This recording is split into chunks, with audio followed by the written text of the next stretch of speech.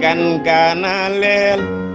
bu ñibbee wax sak mbaax sagesse gan gana leel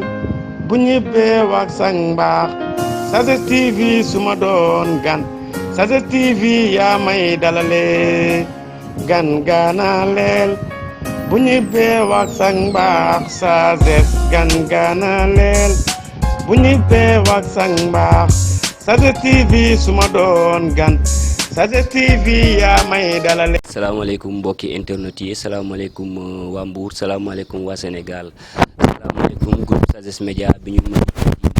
opportunité toogaat fii nii encore une fois di leen jaajëfal di leen wax dal leen ak jàmm ci seen premier numéro émission suñu gan dekk na émission bi nga xamante ni dafay dalal képp ki nga xamante ni actionnaire nga fii nii Mbour ngay yëngu ci wàllu social ci wàllu politique ak lu ne loo tax ñu toog waxtaanee ay points yi nga xamante ni njëriñ la ci Mbour njëriñ la ci Sénégal tey jii nag ñu am mbégte gu yaatu dalal ñi nga xamante ni ñoom ñoo di mouvement Mbour Justice ku ne mouvement Mbour Justice nag sa xel am fu mu dem parce que suñu ne mouvement Mbour Justice suñu xel dina dem ci la libération de Sayer Kébé gis nañu jéego yiñ ci def ku ne mouvement Mbour Justice sa xel dem ci place publique bi ku ne mouvement Mbour Justice sa xel dem ci ndem si yàlla Aïda Diop li ñaan yàlla mu xaare ko aljanna firdawsi tey jii nag ñu ngi dalal ki nga xamante ni moom moo di Bakary Diémé bokk ci mouvement bi ak ki nga xamante ni moom moo di Mouhamed Sow ñoom ñaar ay membre clé Mbour Justice lañ waaw dama leen di bàyyi ñu nuyoo rek après ñu door waxtaan bi. di nuyu waa Mbour yëpp di rafetlu déjà invitation bi parce que aussi nekk ay jeunes di yëngatu ci dëkk bi tey nga wooñu aussi tamit pour inviter ñu pour may ñu opportunité parce que opportunité bi ñun nga ko may pour ñu mën a waxtaan donc wax leen suñu vision wax leen suñu gis-gis wax leen suñu xeex yi ci lan lañ teg aussi je pense que loolu noonu opportunité la ci ñun donc ñoo ngi lay sant di nuyu Mbour waa yi ñuy seetaan yëpp. merci beaucoup kàddu yi am na solo dañuy daal di dalal ki nga xamante ni moom mooy Mouhamed ñu ngi lay nuyu. lay nuyu Mamadou waa Sénégal yëpp nuyu waa Mbour Justice tamit aussi ñi nga xam ne ñoom ñoo ñu wóolu ba yàpp émission bi ci STV di leen jaajëfal yéen ñëpp daal vraiment ci opportunité bu ngeen ñu may pour que ñu wax suñu xaar ci dëkk bi parce que lii lu manqué woon Mbour la ngeen ñëw di ko def te kenn du leen fay dara vraiment dañ leen di jaajëfal di leen encourager di wax bonne volonté nañ ñëw jàppale télé yi nekk biir Mbour pour que ñu mën a avancer quoi parce que seeni doole kese la ñuy demee amuñu benn moyen bu nga xam ne ni carrément kat ñoo ngi ko ciy gagné parce que dañ ñëw def émission une heure de temps wala 2 heures de temps bu ñu paree merci lañ leen di wax moo tax ñoo ngi woo ñëpp daal pour ñu jàpp ci télé yi jaajëf. voilà merci beaucoup message boobu yaakaar naa am na solo xam naa dañuy dem rek tàmbali ci yi nga xamante ni moom moo waral tey jii nii émission bi Mbour Justice ku leen xam dina xam ni carrément mouvement la bu nekk fii nii Mbour di yëngu ci li nga xamante ni moom moo di Mbour jaar yoon ñu li nga xamante ni Mbour dafay tegu ci yoon ñu doxalee ko ci yoon mun naa ci wax ni dinañ ci ñëwaat ci kanam sax moom moo di coowal place publique bi nga xamante ni ay at a ngi nii ñoom ñoo ci nekk di ay ndaw yi nga xamante ni nee nañu ñoom li ñu bëgg mooy que ni maire bi bàyyi leen ak seen place publique man nag laaj bi may laaj ba di nga xamante Bakary xam naa ni yow laa koy adressé mooy yéen waa Mbour Justice lan moo leen tax a jóg ci coow li lan ngeen bëgg ci place publique boobu. Pour répondre déjà ci question place publique bi. dañuy def benn bref résumé rek parce que dafa yàgg durant 1 an ngay xeex ci benn affaire parce que loolu ci histoire Mbour Justice musta d'habitude combat yi ñuy combattre yëpp dañ koy xeex ci 1 mois maximum combat bi jeex ñu gagné ko ñu avancé waaw mais bii nag dañoo dem procédure judiciaire boo xam ne nii peut-être dafa jël temps trop waaw peut-être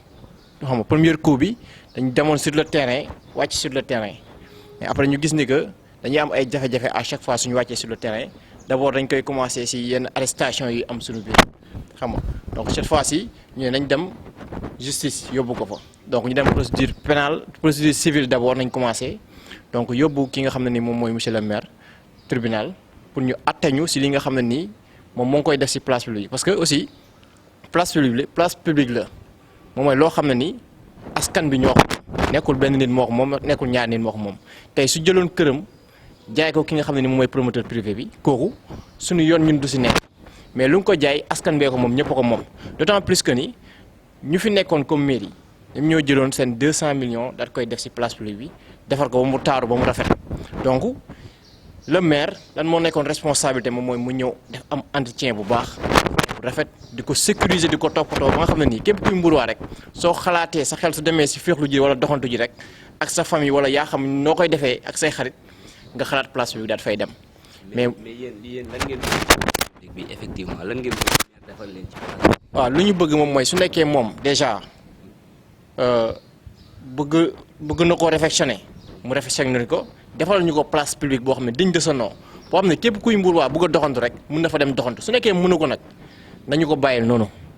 parce que aussi nekkul ni que dañoo war a jël suñu terre yëpp di ko jaay à des promoteurs privés récemment le président de la République Macky Sall wax na si peut-être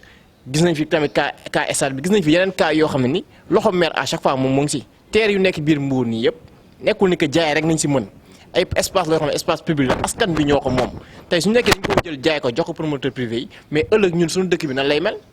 tey soo xoolee loolu noonu boulevard la boulevard boobu noonu ba géej dara war a foon nekk normalement mais peut-être population bi ñun seetaan nañ ba am na yenn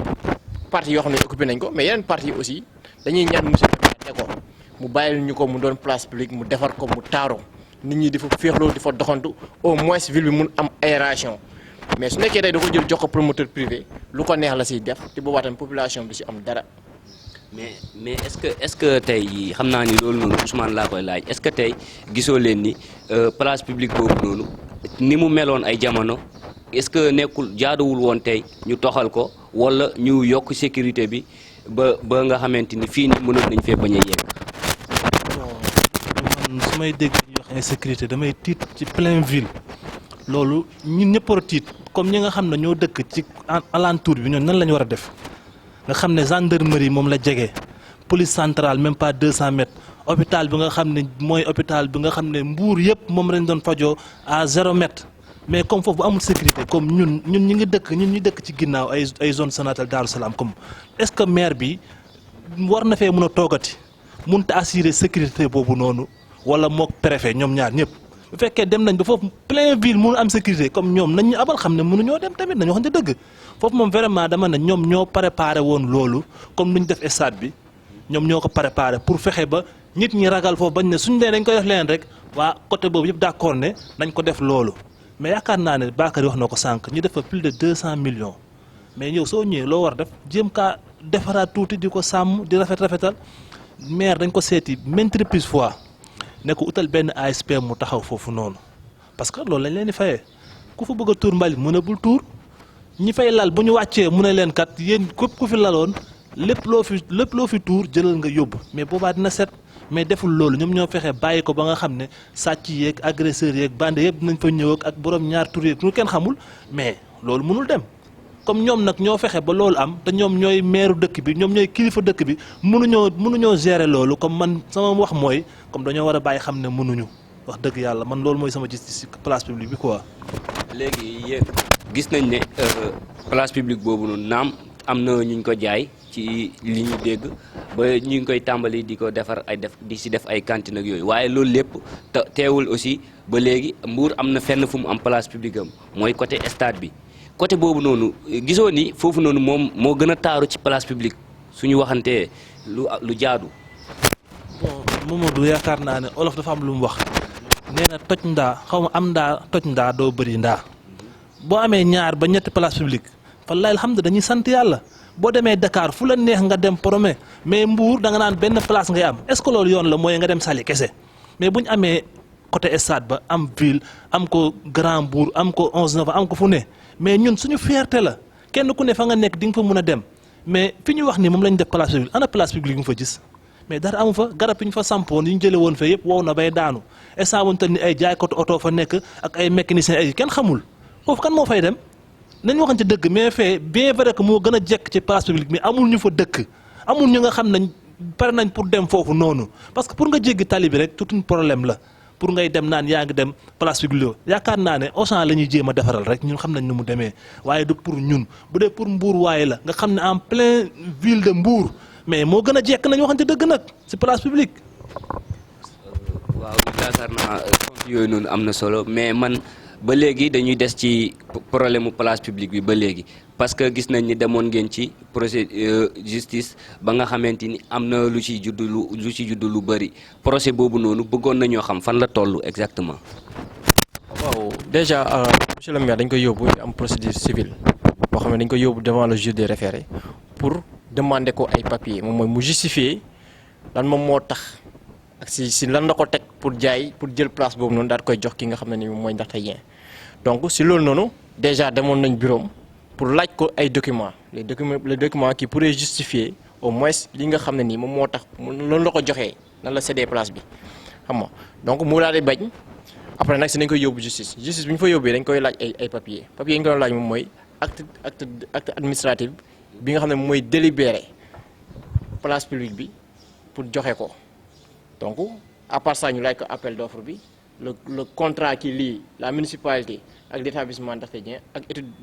environnementale bi donc yooyu noonu document yi pour au moins mën a xam monsieur le maire fu mu taxaw jaarale na ko ci yoon pour mun koo joxe nekkul loo xam ne dañ koo defar nii rek wala xam nga signature yoo xam ne nii leerul mais au moins jaarale na ko ci yoon donc si loolu lañ ko toppee woon ñu daal dem procédure civile ñu ànd si ñun ñëpp nag mburuwaay yëpp kontaan si ba jàpp ni que sax lu ñu def nii noonu la mais bu ñu fa demee aussi peut-être nag amuñu à 100% victoire comme peut-être ñenn ñi ñu koy waxee daanaka lu ñu ko doon laaj ci ay documents nekkul lépp la wax juge bi wax ni que nañ ko jox mais juge bi a délibéré wax ni que le maire nañu jox au moins 2 documents mooy délibération bi ak autorisation de construire donc le maire 2 jours après mu jox ñu documents yooyu noonu donc nag si après nañ toog nag taxaw seetlu au moins xool documents yu ñu jox si est-ce que war nañ ko mën a attaquer au pénal ou pas. kon yéen li nga wax seen combat nekkul carrément maire bañ bu mu jaay place publique bi mais na leen won ni place publique it jaaral ne ko ci ay anam yu leer. waaw parce que ñaar yëpp la soo xoolee. waaw déjà même su nekkoon da ko jaarale si anam lu leer d'accord ñu si déjà d'accord ñu si de deux même su nekkee tamit waaw d'accord ñu si à ce que mu joxe place publique bi. mu joxe ko ci anam bu leer wala mu ñàkk ko jox ci anam bu leer place bi place publique la war koo jaay moom mel ne tey stade bi nga ne am nga ay papiers yëpp papiers yu nekk ci àdduna bi yëpp am nga ko mais ñun d'accord ñu ci à ce que mu joxe suñu stade d'accord ñu ci à ce que mu joxe suñu place publique bi c'est ça maintenant comme ça joxe na ko nag ñun suñ ko ni ñu ko mën a toppee rek moom mooy déjà manifesté wuñu ko ñun d'accord ñu mais aussi fu nga ko jaarale bëgg nañ koo xam ni que moom fii la ko jaarale ba joxe ko donc ci loolu nag dañ koy yóbbee tribunal pour topp ko pour ci documents yooyu noonu nga xam ne nii moom la joxe. kon su ma la déggee mooy que ni tey maire bi bu leen monté ci papier kayit yëpp yi wane ni moom place publique bi jaarale na ko ci yoon seen combat dafay limité wala dafay continuer. bon man suñu combat moom du mës a jeex même bu génnee ay kayit kese parce que comme ni la ko waxee suñu place publique lañ soxla foofu c'est pour les Mbourwaa du pour benn nit bu nga xam ne ni da ngay pare jaay ko ay 2 millions 1 million après mu jeex pour ñun la même bu ñu joxee ay kayit yi war parce que yaakaar naa ne fii ba Cour suprême mën nañ faa dem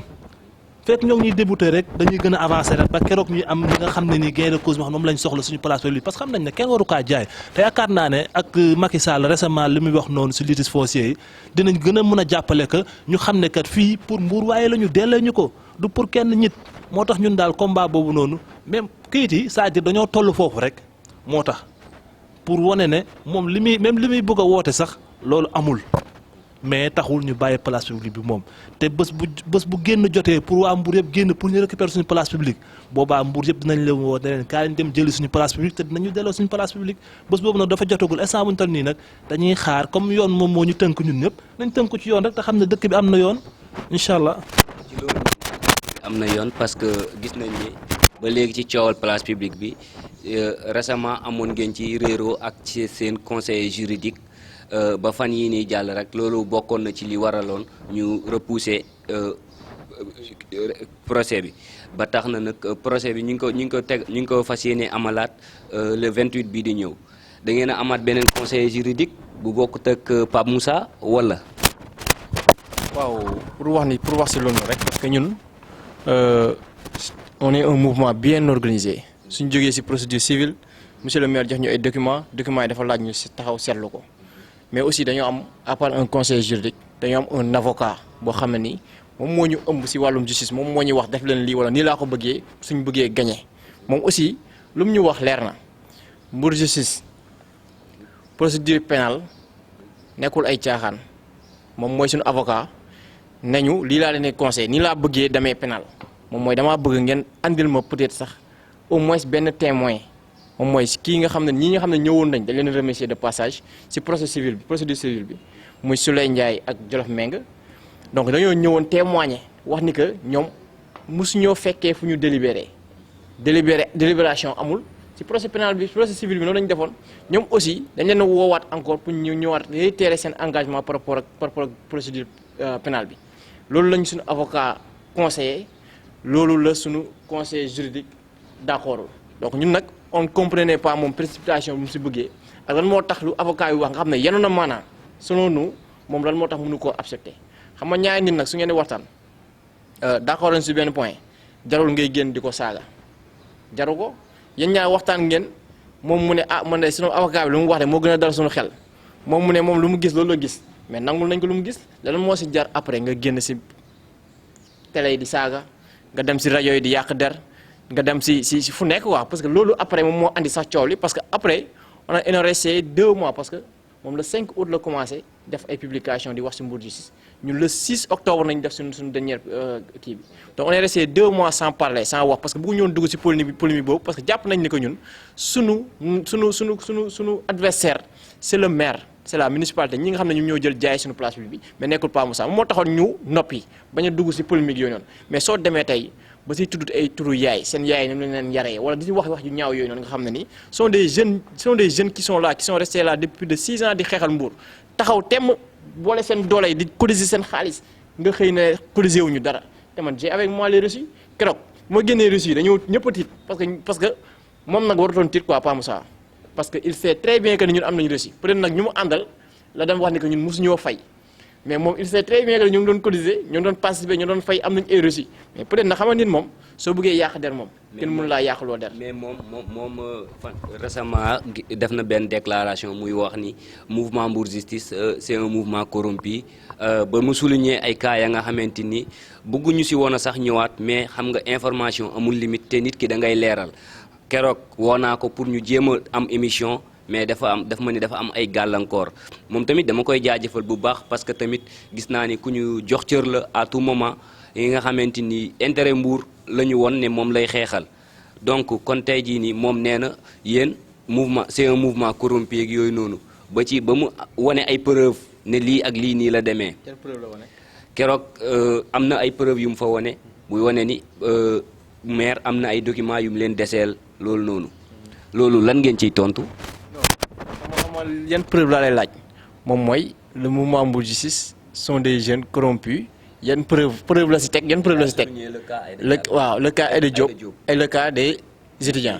mais est-ce que yow laa ko laaj quoi parce que aussi gis nga Mbour waaye parfois il faut ñoom tam ñu utiliser seen xel di bañ a déglu nit ki wax rek ñoom ñu yóbbaale dem seen yoon xam nga tey yéen ay journalistes ngeen ñuy seetaan ay Mbour waa nañ ñoo xam ne ni am nañ xel xalaat ñii jàng nañ ñeen ñi jànguñ mais ku jàngul sax am nga xel am nga yaa ngi xalaat tey su nit taxawee sa kanam naan la ces gens-là sont corrompus wër si dëkk bi yëpp 2 mois di ko wax nga dem ba dernier jour bi ñu ne la lan moo tax forcé la pour nga wax ne la lan moo tax nga ne ñii sont corrompus nga ne parce que cas Aïda Diop bi parce que cas étudiants yi mais gis nga boobaa day fekk ñu mu koy wax ñooñu gëm ni que kii lu muy wax dëgg la mais ñu koy wax ay nit nañ am nañ xel am nañ xalaat je pense que gis nga le cas Aïda Diop léegi yow le cas Aïda Diop waaw mais gis nga le cas Aïda Diop waruñu woon nekk fii nii sax di si ñëwaat parce que dañ koy ñaanal yàlla yërëm ko xare ko ajana parce que ba léegi nii sa famille ñu nag ñoom ñoo ngi déggante ak papam yaayam maamam ñëpp tout le monde xam nga donc le cas Aïda Diop on est resté pratiquement 1 mois yoo xam ne dañuy nekk si kaw Aïda Diop bi parce que après xaalis bi dafa laajoon ay affaire de yoo xam ne dañu ko doon lijjanti maintenant on a fait appel suñu post Facebook dem si lu mel ni seen site yi nii fépp fu ñu wootee ne dañoo soxla nangam si million pour ñëpp ñëw boole si waxuma la Mbour waaye kese de mais Sénégal ñëpp daal di ñëw jàpp si le maire il est le premier magistrat de la ville de Mbour te soo demee si mairie ba am na benn budget boo xam ne c'est uniquement pour les nécessités ñoo xam ne dañoo nekk si ay problème am ay problème de moyens pour ñu jàppale leen le maire il a fait appel à la famille tout lépp loo xam ne dafa aaju si wàllum affaire Aïda Diop bi ñun la ko jox les médecins ñu doon déglu médecins yu nekk Italie médecins yu nekk Maroc médecins yu nekk fii nii clinique ba soo ñëwoon si clinique ba sax balaa ngay dugg dañu naan woo leen waa Mbour Justice même les parents qui sont là dañu naan woo leen waa Mbour Justice donc le maire bu mu wooyee parents yi. mais moom nee na da ngeen a beddeeku dem. fan nañ beddeeku ko. moom nee na non xam nga Pa Moussa warul sax wax si kaw Aida Diop parce que xamu si dara doxu si benn jéego xamu si dara nit nag soo xamul dara si dara da ngay noppi rek le cas Aida Diop fii la ko fekkoon lan moo tax activé wul dem si nit ñi ket comme yenn association parce que am na yeneen association yoo doon ket même su dul association am na yeneen nit yoo xam ne ni personnellement ñu ngi doon dem di lijjanti xaalis di andi mais lan moo tax deful loolu moom xanaa la si def joxe benn simple participation comme yow nga toog nii rek jox sa benn 1000 francs ne man noonu laa joxe jeex na mais lan la si xam leneen beddee ko mooy lan maanaam beddee ko soo ko gis moom mooy da nga doon ànd ak ay nit ñu bëri yow nga jékki-jékki beddee ko alors que demeewul noonu xam nga lu mooy beddee xam nga nit ki sooy wax parfois da ngay utiliser sax ay termes yu ñaaw naan ay négocier le cas Aida Diop négociation la mais lan moo tax mu doon négociation un cas boo xam ne nii dañ koo def devant tout le monde ñëpp yëg ko tey Mahmoud Saleh bu muy joxe 5 millions la joxe de monsieur le maire 1 million la joxe te monsieur le maire lu muy joxe yëpp dafa am preuve soo demee trésor fa la ko génnee de xam nga loolu dafa am ay preuve ba pare avant muy décaisser il a demandé les papiers de la fille moom mooy quarantaine liiwam day jàng loolu yëpp saa léegi da ko demandé ba pare def dossier pour yóbbu trésor pour trésor mun a décaisser le maire de Mbour il est venu si kii ba si clinique ba gis maam ji gis papa ji gis famille bi gis xale bi ñaanal ko doo ko dem yoonam mais est-ce que Pa Moussa Saliou Gueye loolu noonu yëpp xam na ko si xamu ko parce que nekkutoon si c'est Saliou Gueye suñ ko expliqué wala mu dégg ko fii nii du ko xam te dañ ne rek aussi tamit gis nga mag buy fen mooy xaaw a doy waar parce que day doon mag ba pare di wax lu dul dëgg te le mensonge n'est jamais parfait saa yooyu wax lu dul dëgg rek dina am ay actus yu ndaw yu ngay bàyyi yoo xam ne nii da siy feeñaale loolu nag moo nekk si kaw Aida Diop bi ñun ñëpp ñu déggandool ko le maire il est le premier magistrat de la ville de Mbour kii nécessité la soxla xaalis pour dem faju ji le maire ñu andi appui am voilà kon internet yi yaakaar naa leer na Pape Moussa su fekkee ni yaa ngi ñuy seetaan di la wax ni waa Mbour justice ñoom indi nañu ay preuve am nee nañ ne carrément kaaw Aida Diop bi expliqué nañ ni mu demee léegi nag ñun nag ñu ngi lay tàllal suñu micro saa yoo paree pour tontu rek SAZES TV nee na la dalal jàmm ci biir kër gi ndax xam naa ni tamit li ñu wax waroon nga cee mën a am looy wax léegi dañuy dem ba léegi ci kii bi ci procédure pénale bi léegi yéen da ngeen am beneen avocat wala. bon man damay revenir à tuuti Bakary wax balaa ñoo dem ci benn avocat bi pour wax ne boo déggee cas de négociation mooy que ne maak yow ñu bokk benn liggéey am dara lu war a génn ma génn dem négocier ji ko te yëgoo ko mais Pa Moussa du membre Mbour justice comme est-ce que war naa yëg lu waa Mbour justice yi dox ak lu ñu dul dox bu fekkoon ne membre Mbour justice la boobaa kat mun naa ne génn kat ne gars yi kat bañ demee di négocier yi ak maire ci xaalis bi man yëguma kooku ñëpp dinañ d'accord ne am nañ tort mais koo xam ne yow conseil juridique nga conseil juridique nekkul koo xam ne mouvement bi lu muy def lu ne def la koy wax mais en matière de justice yow kooku moom buñ ci demee négocier ji di nga ne gars yi yëgaluñ ma mais côté bu nga xam ne nii ñun ay activistes lañ dañ doon dox ci social moom loolu yoon a newu ci bañ ko waxee xam li la wax man loolu dox dëgg yàlla mën naa participer waaye du ma ci avancer. mais ci étudiants yi aussi. waaw étudiants yi tamit c'est la même chose étudiants yi cas bi ëpp na 2 ans moo jiitu sax place publique bi bañ ciy dox adressé correspondant ñëpp ñi nga xam ne ay autorité la biir Mbour mot na 2 ans képp ku autorité biir Mbour bind nañ la yónnee lettre pour wax la ne ñun kat dañoo bëgg étudiants yi ñu am amical ren comme moo jiitu parce que gis nañ ne chaque année bu ko gars yi jéemee organiser rek day échec moo tax année bii ñu nekk nii ñun chaque année Mbour justice dafay teg agenda boo xam ne ci loolu lay dox. moo nekkoon Macky out bi Fallou Sylla dégage libéré Sayer Kébé ak nu ñu koy waxatee sax 4e bi xam nga yooyu yëpp ñoo ngi ci loolu moo nekk programme Mbour justice étudiants yi moo jiitu te yaakaar naa ne monsieur le maire comme li ko ñëpp waxee c'est le premier magistrat de la ville boo demee def élection te yëguloo ko nga pare mooy la man je m'en fous loo ciy wax moom moo war a génnee situation bi xaalis bi mën a man yëguma reconnaître ma li ngeen def. il faut nga dem nga wax ak moom te dafa jiitu ñu wax ak moom étudiants yi ba ñu tolloo ci ne pour organiser élection yi il faut ñu am 350 000 ñoom ñu wax ko maire ne dinaa leen jox 400 000 ñun nekkuñu si woon dul ay organisateur mais suñu yoon newu ci xaalis bi boo demee nga xool signature yi kan moo jël xaalis bi ndax membre Mbour justice la déedéet ñun suñu yoon newu ci xaalis mais ñu organiser élection yi mais nag boo nekkul membre Mbour justice comme ni ma la ko waxee sànq yow nooy mën a xamee lu xew ci biir da ngay dégg rek après nga ne wala mat na te nag nit ñi am xel di xellu di déglu bu ñu déggee wax war nañ kaa mën a saytu pour wax ne affaire bi noonu la demee. kon su ma leen déggee bu baax. su ma leen déggee bu baax mooy que ni yéen Pape Moussa li muy wax lépp pour Mbour justice moo tax xamul ci dara bu ñu sukkandikoo ci seen i kàddu. voilà noonu la demee Pape Moussa bañ na ko da lay wax ne la sa moi le conseil juridique de la Mbour justice mais juridique mooy lan wàllum yoon mais ci wàllum yoon rek la ñu mën a conseiller mais leneen lu nga xam ne ci mbirum àdduna la am nañ yeneen conseil yu nga xam ne ñoom ñooñu ciy conseiller mais comme nañu wax ne dëgg côté boobu noonu la fa demee moo tax moom mënul xam luy xew ci biir mouvement bi bañ na ko da koy wax bu ñu waxee dara naan même le cas de Sayer Kébé moom il est juriste mais pourtant bu ñu ciy dugg dafa ne man de du ma dugg ci cas boobu noonu tamit te laaj nañ ko ay xalaatam de man daal du ma ci dugg nii la ñu ko waxee ci côté bi daal mën naa ci conseiller comme ça dire que kooku moom mën ñu ko considérer comme membre Mbour justice wax dëgg yàlla man damay jàpp ne comme ku xamul kiy wax la rek moo tax man du ma ko topp ci benn waxam quoi man moom noonu laa ko jàppee quoi mais pour procès bi tam aussi li nga laaj sànq ne ndax dañu amaat benn avocat wala déet suñu avocat lañu yor ba léegi de suñu avocat bi nga xam ne moo ñu doon plaider depuis début ba léegi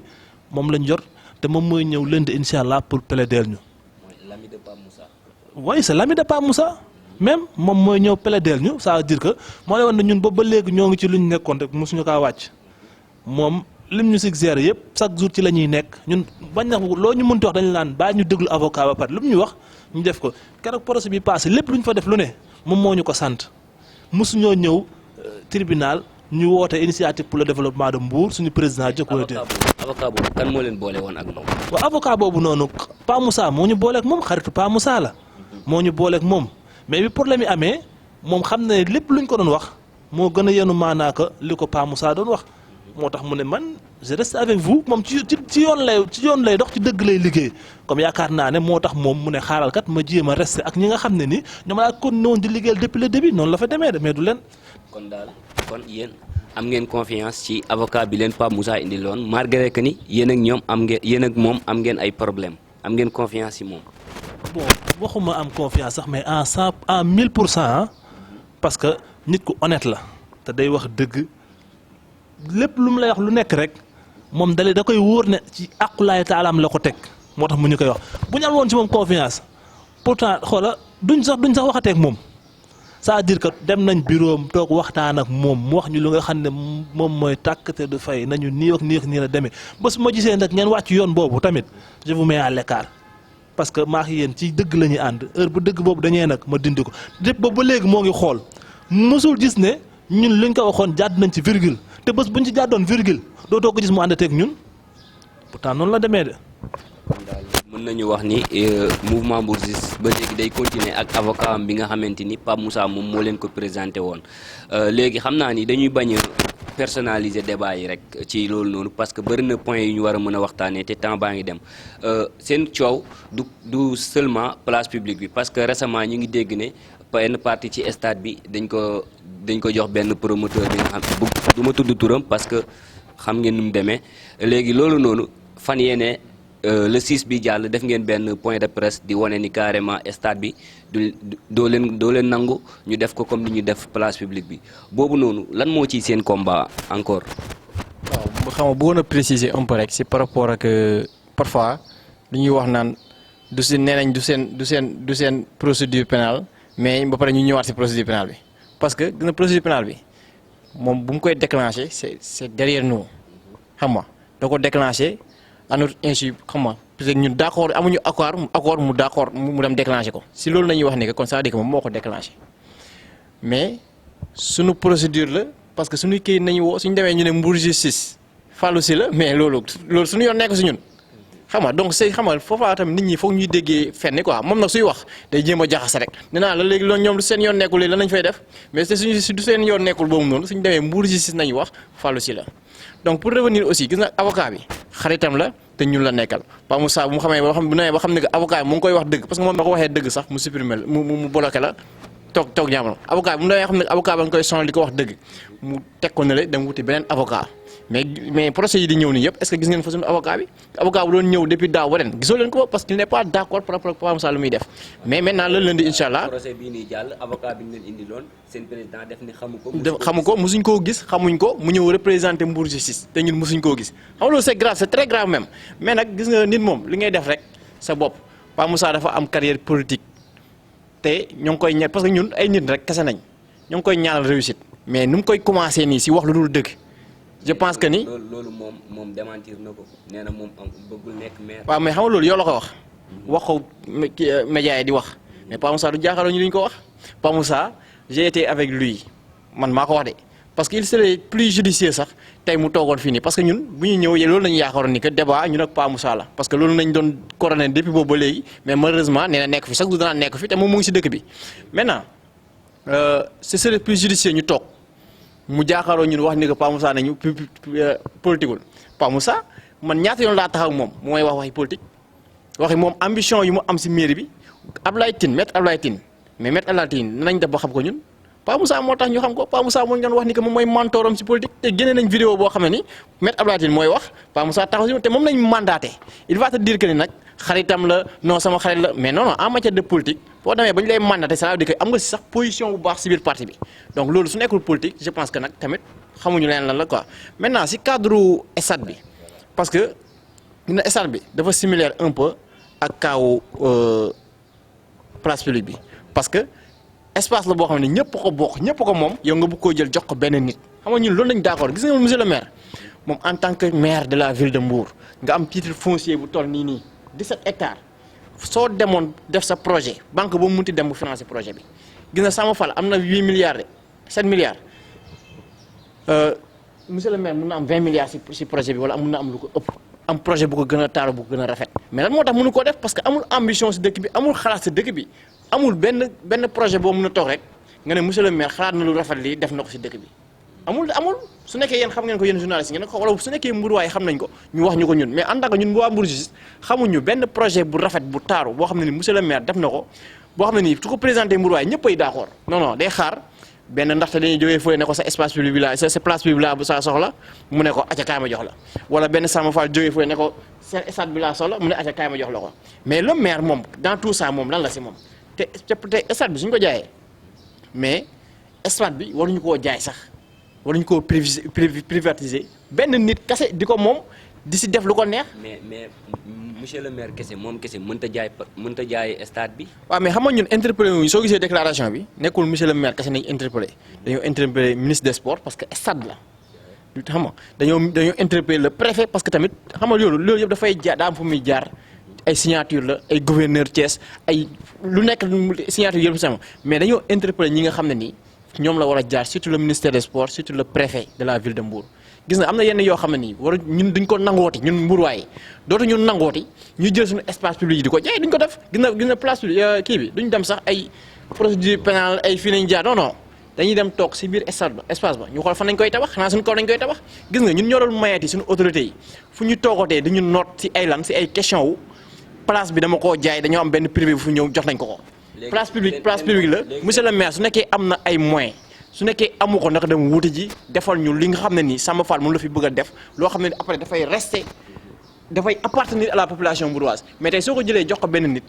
population bi moomatuñ ko jënd na suñu loxo benn nit kooku noonu moom moo si def lu ko neex tey Sama Fall qu'est-ce qui nous dit sax peut-être projet bi dina yàgg après ak moom su ko neexee loo xam ne yaa ko moom lu la neex après nga si def. léegi gis nañ ne seen combat ak place publique bi boobu moom amaana xeex ngeen ko ba sonn mais teewul gars yi ñi ngi continuer les travaux léegi pour loolu noonu bañ leen a arrivé waat ci stade bi foo leen toll ci combat boobu noonu. pour combat stade bi yaakaar naa ne lu ñu arrivé du ñu arrivé fii parce que fii comme ni ñu ko waxee seeni bakkan lañ fa teg tegum fa suñu bakkan de mais ñoom seeni bakkan te yaakaar naa ne kenn bëggul dee xam nga dañ doon ñëw naan suñu bakkan lañ fa teg. te bu dee dem yaay dee mais ñoom seeni baqeen lañ fay teg moo tax lii bu mel ni place publique bi incha allahu rabbi fee moom képp ku fa bëgg a def leen lu nga xam ne du pour waa Mbour jàppal na sa baqeen dina fa des noonu la fa demee te nag lépp lu ñuy def lu nekk fu mu toll nii duñ ko wax dañuy xaar ba bés bu jot rek ñu def ko mais li ñu daloon fee ñu naan da ngeen a bàyyi ba ñu def léegi ba ñu def naa léegi nag bii balaa dara am lañ jóg wax. léegi bii foo leen toll ci xeex bi. bon moom laa lay wax parce que instant bu ñu toll nii buñ toll si xeex mooy wax nañ dégg nañ ñoom ñu génn ne dara amagul ak dañoo wax noonoog dañoo def nii lu ne ñu koy wax mais ñun loolu lijjantiwuñ ko même bu ñu andee ay kayit sax ñun lijjantul loolu parce que gis nañ fi projet Auchan baa ngi nii ay kayit lañ ñu tegal préfet wax ku nekk wax waaye demul fenn moo tax ñun duñ leen jéem a déglu sax dañuy xaar rek ba jour buñ nee rek fële jox nañ ko Samba Fall loolu la ñuy xaar ñun waaw lu ñuy def nag Sénégal yëpp dinañ ko yëg du bokk ak place publique bi moom. yaakaar naa loolu noonu leer na ba léegi dañuy wéyandi rek ci seen émission xam naa li ñu dese ci temps bëriwul mais tamit bëri na ay points yi nga xamante ni war nañ koo débattre ak mouvement Mbour Justice comme sànq ñi ngi doon wax ci stade bi ñu ngi doon wax tamit ci place publique bi léegi dama bëgg a xam mouvement Mbour Justice yan rapport la am ak yeneen mouvement ak wala association yi nekk fii nii au niveau de Mbour. Aujourd'hui, notre réussite serait de mobiliser toute la jeunesse mbouroise. Ñuy xeexandoor ñun ñëpp parce que ñun ñëpp ku si jóg di woote rek Mbour ngay woote amul kenn ku si jóg di woote naan bëgguma Mbour avancé képp koo si dégg muy wax rek si mouvement yëpp la laa wax Mbour Justice y compris mooy Mbour nañ bëgg dañoo bëgg promouvoir le développement de cette ville là mais tey su nekkee loolu la kon cela veut dire que ñun ñëpp ñoo bëgg suñu bëgg-bëgg yi dañoo daje donc kon war ñu woon am difficulté di travailler ensemble très sincèrement aujourd'hui la jeunesse devait se mobiliser ensemble du am frustration du am kii moom moo taxawee nii du am parce que nit ki tam ni ko ngay seetlu rek parfois moom mooy waral sax seen ànd bi du yàgg xam nga mouvement bi moo gën a fës fee mouvement bee moo doon wax tey donc problème yooyu noonu la jeunesse bi war a peut-être moytu pour ñu gën a mun a ànd ensemble liggéeyal suñu dëkk bi nii. parce que gis nga lu benn nit mun a defar mu baax su ko ñaari nit seekee rek di nga xam ne que lii war na gën a mun a baax. mais est-ce que tàllal ngeen loxo yeneen mouvement yi pour ngeen ñëw liggéey. waaw xam nga ñun. En 2017 je pense 2017-2018 si lañ fi woote woon réunion bu mag adressé peut-être invitation ñëpp ñi nga xam ne nii même su nekkul sax mouvement ga mais nga nekk une personne boo xam ne nii peut-être mën nga ñëw représenter un mouvement nga ñëw toog pour ñu mën a waxtaan si Mbour toute la jeunesse ñëpp amul peut-être amul benn association bu ñëwul ñëpp ñëw nañ ñu toog si salle ba nañ ko defee woon ñu toog waxtaan si Mbour si suñu dajale bi si nañ waxtaan nag ba jàpp ni que fii kat waruñu fay jóge te waruñu fay tënk dara loo xam ne nii au moins ñun ñoo koy moomal suñu bopp dañu jàpp ni que waxtaan bii nii moom moo jur lii parce que si nañ teg benn cadre tuddee ko SEDIM moom mooy SEDIM bu ngay dégg si nañ ko tuddee SEDIM après ñu siy dem nag maintenant y avait pas bureau y avait qu'un coordinateur moom mooy ñu ne man maay coordinateur bi maa modeste personne quoi dana ma siy remercier peut-être gars yi si nekkoon ñun ñëpp xam nga donc nag mais xam nga parfois aussi su ngeen ànd yéen ñëpp ngeen boo bëgg Mbour xam nga parfois dafay rafet yéen ñëpp ngeen koy rafetal ngeen di ànd si jàmm ak salaam di déggante di coordonner muy normal xam nga mais s'il y a des gens peut-être yoo xam ne peut-être doo xam sax après yow doo comprendre sax qu'est-ce qui se passe xam nga man moom personnellement ay problème de coordinateur la wala ay problème de lële la man moom du ma musuma changer quoi j'ai appelé Dembaka pour lui dire que Dembaka peut-être war ngeen ko xam je l'ai appelé pour lui dire que ni man très sincèrement peut-être le poste de coordinateur si sama su nekkee si man la te man maa tax muy déranger pare naa pour bàyyi ko keneen jël ko quoi xam nga loolu du am benn problème parce que tamit su nekkee ñun ñëpp ñoo bokk lu ñu war a gis rek kon am na ku war a bàyyi dara pour affaire yi mën a avancer jàppoon naa ne que instant boobu noonu peut être man lu ma jàpp war naa ko mën a bàyyi mais nag peut-être lépp sax nekkul da nga ko mën a wax fii nii. mais wa nekkul lépp nañuy wax. mais est-ce que gisoo ni ak combat yi ngeen nekk di mën a nii su fekkoon tey ji yéen ak yeneen association ak mouvement yëpp booloo ngeen combat boobu noonu du gën a yomb ci yéen. waaw xam nga loolu laa lay wax nii loolu moom moo waraloon li ngay wax nii loolu moom moo waraloon ñu woote ñun pour ñun ñëpp ñu daal di ñëw toog ensemble liggéey ndoor loolu moom moo tax ñu woote de mais en fait peut-être xam nga nit ñi bokkuñu ay vision nit ñi bokkuñu ay gis-gis bokkuñu nit ñuy doxalee peut-être bag man am peut-être du ma seetlu ne que yow yëre bu weex nga sol wala nii nga toogee wala yaa toog si digg bi wala émission bi yaa si wax lu bëri du ma ko seetlu quoi man amul problème lu may gis rek moom mooy combat bi ñu ñëm kanam si suñu cas Pa Moussa exemple la ñun xooluñu Pa Moussa ndax fan la nekkoon 6 ans yi yëpp wala lan moo tax liggéey deful dara mu non dañ jàpp ni que lu muy wax peut-être leer na rek ñu teg ko si kanam ñu bëri ñoom ñu doon critiquer sax nañu mais yéen waa ji de venu de nulle part ngeen bàyyi ko ni muy wax mais ñun amuñu problème boobu noonu quoi pour te dire mais peut-être nag ñun suñu perception peut-être ñun suñu vision bokkut ak ñeen ñi ni ñuy gisee parce que ñun amuñu problème si détails yooyu noonu quoi dañu xool sax sa yére bi nu mel dañuy ñëw jàpp nañ ni que am nga xam-xam si li ngay wax ñu ne la jëlal yëpp yaa ko moom mais nag après nag bon lu si am solo rek moom mooy lépp loo gis rek mën nañ ko gën a rafetalaat mu gën a nekkaat benn Mbour waaye ñëwaat jeunesse bi ñëwaat ñu booloo doon benn parce que lu Mbour justice kase mën a gagné ñun ñëpp suñu boole woon loolu si lay gën a baax comme ni nga ko waxee te dañuy woote waat defaat beneen appel encore à l'endroit de la jeunesse mbouroise di leen wax ni que gis nga dëkk bi ñun ñëpp ñoo ko bokk dëkk bi ñun ñëpp ñoo ko moom su nekkee tey dañuy am embouteillage diggante garage ba terminus loolu nekkul si man kese de su ñun ñëpp la donc jeunesse bi ñoo war di mën a xeex genre problème yooyu problème stade banque fi problème place publique banque fi te am na yeneen problème yu ñëwaat encore une fois donc il faudrait que ñu xaw a boole xol yi bàyyi détails yi daal di ñëw liggéeyandoor ensemble incha allah te je pense que Mbour rek moom moo siy gagné. yaakaar naa le message est fort yeneen mouvement yi fi nekk ak association je pense que Bakary nekk mouvement Mbour Justice tàllal na leen loxo ne leen ñëw leen ñu liggéey combat bi nag ak lu mu mënti doon lu ne ñun li ñu intéressé li ñu soxal mooy développement Mbour mooy Mbour jëm kanam yaakaar naa noonu la wootee te tamit bëgg naa ngeen ñëw wuy si ko parce que tamit liñ fi nekkee ay combat yu am solo lañ fi nekk di liite te tamit ñu bëri ñi ngi wax seen combat coowal suuf la ndax ñu bëri ñi nekk si biir xam nañ parce que gis nañ fi le cas de Sayer Kébé yéen def dugal ngeen ci loxo gis nañ fi le cas de ndem si yàlla Aïda Diop dugal ngeen seen loxo ak récemment nii rek Babacar Ndour loolu lépp ay réalisation yi ngeen def la ak yooyu noonu mais man tamit bëggoon naa tey Mouhamed nga expliquer ma réalisation Mbour Justice yi depuis sa création ak léegi. bon loolu moom dinaa sawar wax ci trop parce que Mbour Justice yaakaar naa ne lu mu réalisé buñ ko doon wax fii depuis 6 ans yëpp duñ fi jóg bien vrai que nag dafay bëri yoo xam ne nii duñ ko fësal léegi sax waaw comme ni ma ko waxee ci commencement bi rek ñoo ngi sant yàlla ba ngeen fi nekkee sax duñu fësalal li nga xam ne ñoo ngi koy liggéey ba ñun dañ doon liggéey naan gars yi garaawul nañ bàyyi mu sedd yéen ne bàyyi leen loolu li ngeen liggéey fësal leen ko moo war lépp ñu def ko la cas de Sayer Kébé ba ñu déggee ne Sayer Kébé tëdd na pile de 3 ans yoo xam ne ni kenn attewu ko bañ jógee dañoo def suñu programme ñu ren Sayer Kébé tant que génnul kaso ma ne ko Mbour Justice dootu existé ñu jël nag suñu responsabilité ak bépp risque bi nga xam ne amoon na ci ay risque laa la wax de parce que dañoo ñaan autorisation ñu ne ñu duñ leen may ñu ne préfet ak le commissaire ñun dañuy def suñu marche mu neex leen wala mu naqar leen défier autorité ndax kan Sayer Kébé keroog bi problème bi amee ba mu dégénéré dañ ñëw woo police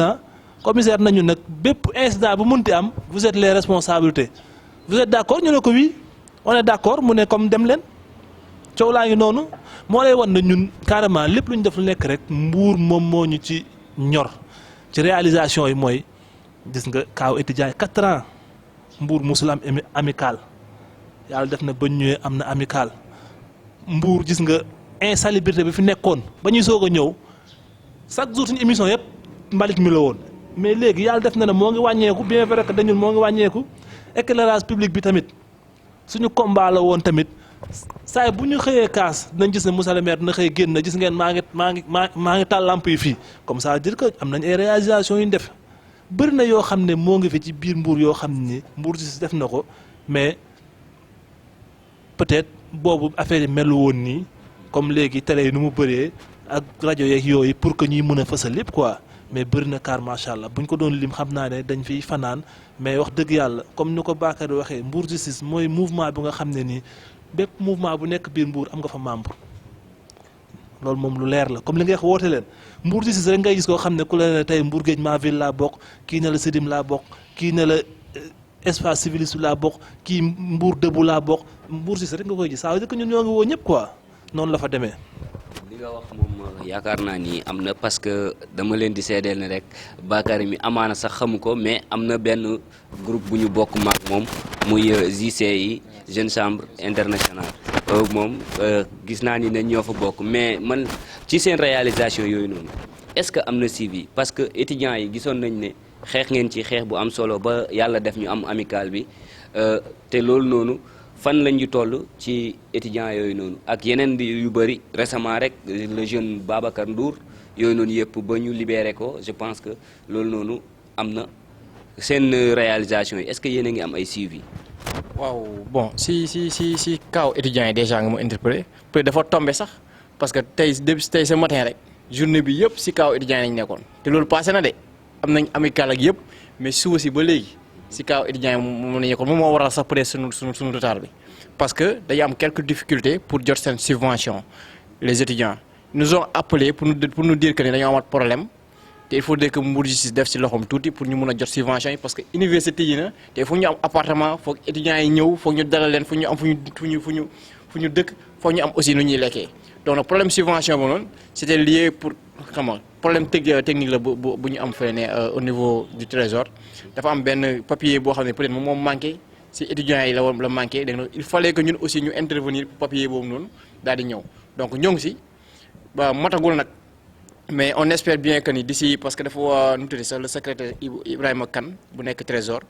xam nga donc nee na naa ko rappeler nañ ko rappeler incha allah le lundi peut-être pour xool information yi mais ñoo ngi def appel parce que aussi étudiants suñu jotul seen subvention rek te subvention si loolu la ñu yaakaar pour mener seen activité soo gisee amicales yi du si coow du bëri yëpp subvention bi moo leen di aider à part yenn aides yu jógee xam nga fu nekk di ñëw mais subvention de la municipalité moom moo leen di aider looloo waral sànq ñu lay wax ne la gis nga maire bi su signé wutoon élection yi subvention du am tey waaw jaxataak loolu nag ku xamul wala ku bëgg a tuumal rek moom moo lay teg yooyu noonu mais nit ñi xam nañ bu baax lan moo xew université xam nañ ko bu baax donc nag képp ku si mën dara aussi pour jàppale si étudiants yi si cas boobu noonu nañ si jàpp yeneen ñi nag ay détails la woon rek moom mooy kaaw Sayer Kébé bu mu génnee ànd nañ xam nga parce que gis ngeen benn vidéo bu ñu def au lycée Demba Diop bu Sayer génnee ñu ànd Demba Diop xam nga ñëpp salué ko proviseur salué ko ñëpp salué ko daal au moins mu ñëw wax joxe benn message am premier message bu muy def avec nous aussi tamit bu mu génnee ñëw na à Dakar ñu àndandoo Dakar def le tour de la ville de Dakar am yenn ambassade yoo xam ne peut-être fa nañ demoon au moins pour ñu mun koo jàppale pour mu mun a nekkaat si école yi après gis nañ ni que tamit peut-être am na benn école bu ko jël ba moom mu def bagam ba am bagam loolu lañ ko yéene suñu frère la boo xam ne nii dafa nekkoon si ay torof looloo ñu boole parce que xamuñu ko woon léegi après nag xam ñu nekk si combat ba mu génn dañuy sant yàlla comme ça tey libre na ba am bagam bay jàng ba am bagam ba nekkaat si société bi loolu vraiment dañ koy rafetlu rek donc am na yeneen cas peut-être yeneen cas yëpp doo mën a wax seen réalisation yëpp mais lépp lu ñuy def rek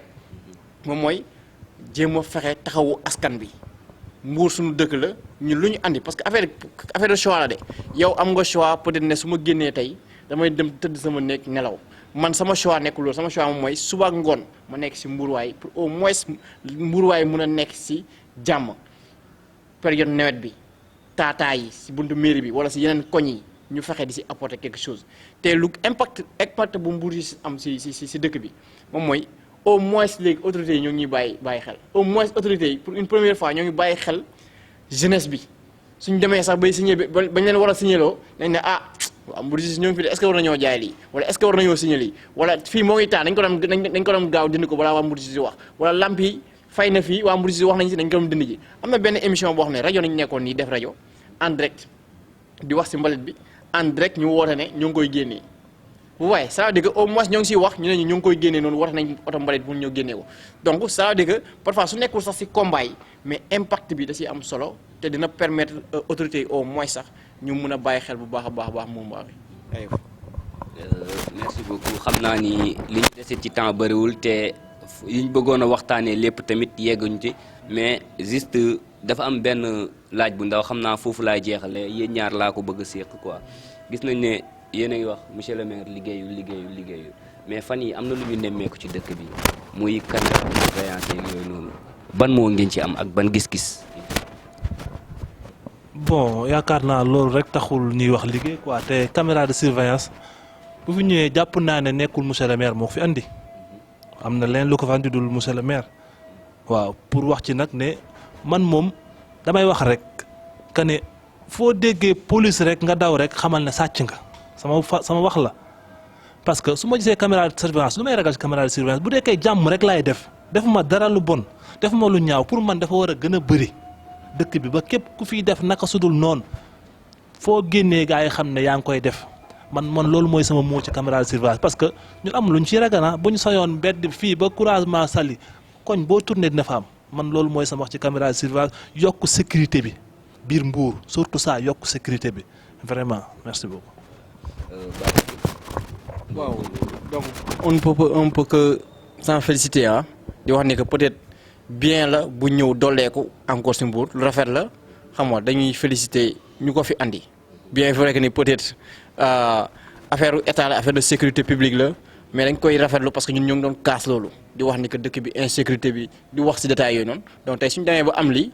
dañuy sant yàlla rek di wax ne aussi tamit doyul parce que caméra de surveillance kese doylu ci dëkk parce que gis nga ci tali bi la nekk te peut-être tout ce qui se passe peut-être ci dëkk bi ci feneen lay xewee mais peut-être lii aussi dinañ permettre même chauffeurs yi ñi nga xam ne dañuy nekk ci tali bi def lu leen neex au moins dinañ commencer bàyyi xel ni kat am na fi caméra boo xam ne nii peut-être su ma defee lii su ma gaarewul bu baax peut-être sax dina am lu ma dal donc loolu noonu dañuy féliciter vraiment donc lu rafet la te bëgg nañ yeneen tamit ñëw doolee ko ci rek incha allah Mbour jëm ci kanam. bon léegi dama bëggoon comme temps bi xoj nañu nii ku ci nekk def sa dernier mot rek ñu tëj émission bi. bon waaw xanaa di remercier waat STV vraiment ci opportunité bu ñu may tey ji ñu ñëw fii pour mën a waxtaan ak Mbour waaye ak sénégalais yi xam nga comme ni ma ko waxee woon laa koy waxaat rek il faut ñu jàppale chaîne télé yi nga xam ne ñoo ngi ci biir dëkk bi parce que vraiment gis nañ ne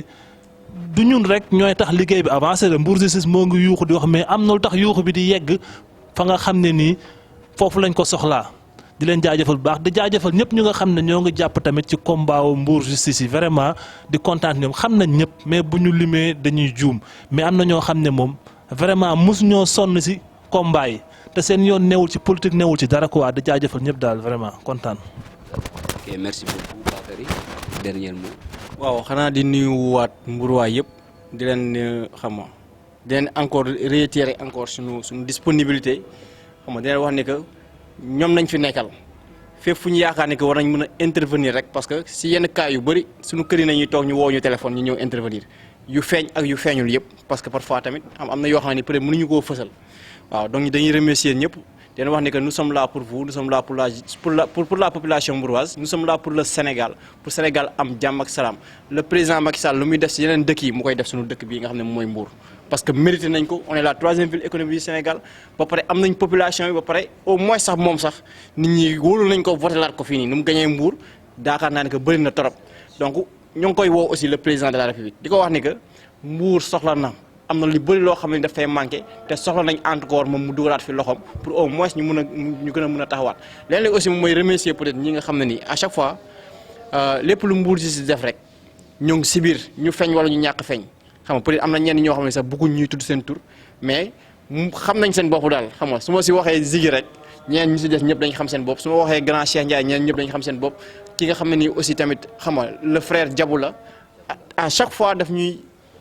apporter moom lépp li nga xam ne moom mooy mën su Mbour wootee ay ñu si mel ne ay Mbassa Thioune ñoom Dembaka ñoo c'est peut-être su ma limee ñëpp damay jum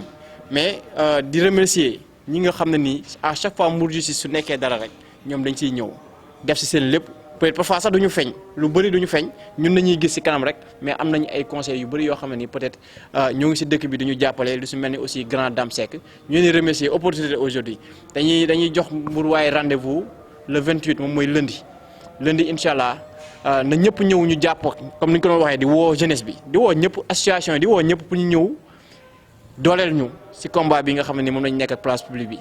lundi incha allah à 8h si tribunal bu Mbour bi na ñëpp ñëw incha allah ñu ànd si te di wax Mbour waaye aussi nañ xaar l'opération Fallou sur le dégage bi nga xam ne ni ñoo ngi koy lancé incha allah ñoo ngi koy waaj a lancé bis bu ñëwee rek incha allah di ngeen ñu si dégg bu baax a baax jaajëf. voilà ok merci beaucoup mbokki internet yi mu nekkoon seen émission sama gan suñu gan dalaloon tey jii nii mouvement Mbour Justice di leen jaajëfal di leen jox dig daje ba beneen du muy fàtte aussi di remercier suñu caméraman El Hadj Boubacar Faye di leen jox dig daje prochaine édition ak ci yeneen numéro ak ci yeneen émission ci yeneen i thèmes merci beaucoup. gan gaana leel bu ñibbee wax sak mbaax sa zes gan gaana leel bu ñibbee wax sak mbaax SAZES TV suma doon gan SAZES TV yaa may dalale gan gaana leel bu ñibbee wax sak mbaax SAZES gan gaana leel bu ñibbee wax sak mbaax SAZES TV suma doon gan SAZES TV yaa may dalale